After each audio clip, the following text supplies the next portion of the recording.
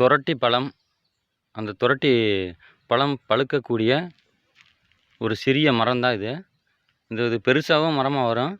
இது நிறைய கோயிலில் வந்து பார்த்திங்கன்னா தலை விருட்சமாக இருக்குது. இப்போ இதனுடைய பழத்தை பார்த்திங்கன்னா நிறைய பிடுங்கி கிராம பகுதிகளில் இது உணவாக சாப்பிட்றாங்க. இதில் சாப்பிட்றதுனால என்ன பயன், இதனுடைய பூக்கள், இதனுடைய வேர்பட்டைகள்லாம் என்ன பயன்படுது அப்படின்னு பார்க்கலாம். சிறுநீரகத்தை பாதுகாக்கிறதுக்கு இந்த வேர்பட்டை பயன்படுகிறது. இதன் பூ, இதன் இலையை வந்து பூவும் இலையும் நம்ம பவுட்ரு பண்ணி ஃபேஸில் வந்து நம்ம அப்ளை பண்ணுறப்ப ஃபேஸ் வந்து பளபளப்பாகவும் நல்லா ஷைனிங்காக வர்றதுக்கு முக்கியமாக பயன்படுது.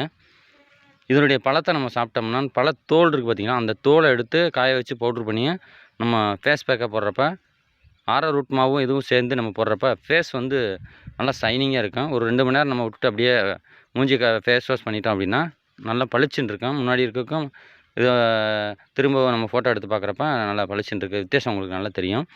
இதை நம்ம தொடர்ந்து பயன்படுத்துகிறப்ப ஃபேஸை நல்லா ஷைனிங்காக வைக்கிறதுக்கு இது பயன்படுது. தோல் நோய்களை குணமாக்குறதுக்கும் இது முக்கிய மருந்தாக பயன்படுகிறது.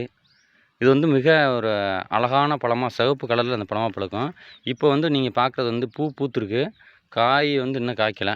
காய்ச்சிருச்சு அப்படின்னா நெக்ஸ்ட்டு ஒரு வீடியோ போடலாம். இதை நம்ம கிராம பகுதிகளில் எங்கேயாவது பார்த்தீங்கன்னா இதனுடைய பழத்தை உள்ளே இருக்க சதையில் எடுத்து சாப்பிட்டிங்கன்னா சூப்பராக டேஸ்ட்டாக இருக்கும்.